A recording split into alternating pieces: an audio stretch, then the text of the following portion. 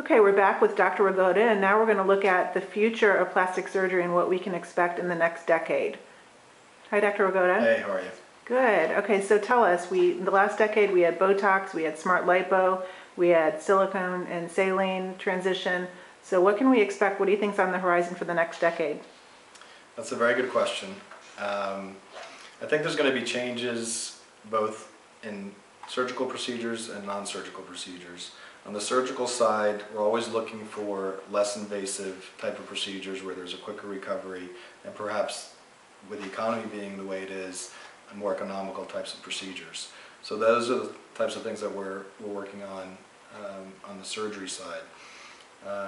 As far as one of the more popular procedures, which is liposuction, again, people want so-called lunchtime procedures, which the procedures that are out there now, even though they're advertised as lunchtime and go back to work the next day, there's still a little bit of a recovery period where you're sore, you're bruised, you're swollen, and I'm sure plastic surgeons and companies are going to be working on ways to eliminate fat and have a quicker recovery.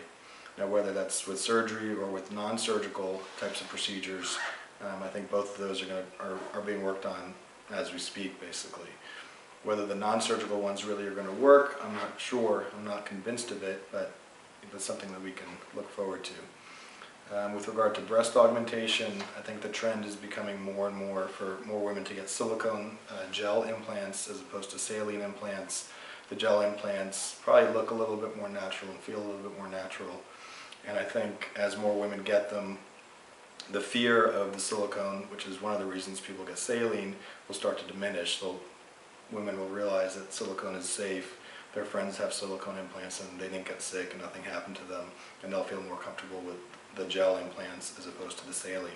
The saline is still a good product, but my preference in most cases would be the silicone gel implants, and I think around the country the trend will be to increase, from a percentage standpoint, women getting gel versus saline. On the non-surgical side, obviously there's Botox has exploded in popularity. There's other companies that want to get a piece of that pie, and they're going to be working on products that compete with Botox. There's one out now called Dysport. The jury's still out on that as far as how effective it is as compared to Botox. And other companies are going to be coming out with similar sorts of products to compete with Botox. And there's always companies looking for a better filler. Right now the more popular ones are Radius and Juvederm and Restylane. Collagen is sort of falling out of favor because it doesn't last very long. But there's new products always coming out, and some of them are going to be seen to be better than these other products, and some are not, so they'll fall by the wayside. But I'm sure we're going to end up trying many new types of fillers. Okay, so we're going to see ways to get skinnier and look younger and get skinnier, look younger, with less recovery, hopefully less expense, and that's where we'll be in 2020. Okay, great. Thanks for your time, Dr. Wigoda. You're welcome.